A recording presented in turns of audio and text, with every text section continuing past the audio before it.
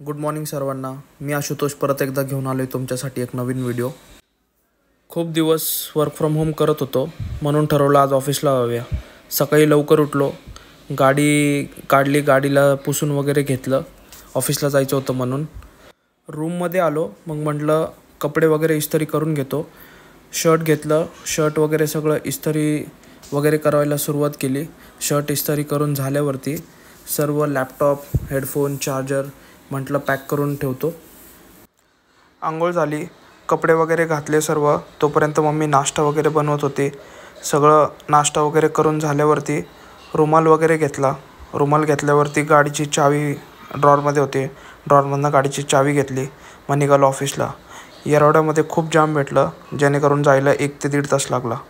ऑफिसमध्ये पोचलो, लॉबीमध्ये पंच इन केलं, लिफ्टने वरती आलो ऑफिसमध्ये. हे आहे अशा प्रकारचं ऑफिस माझं.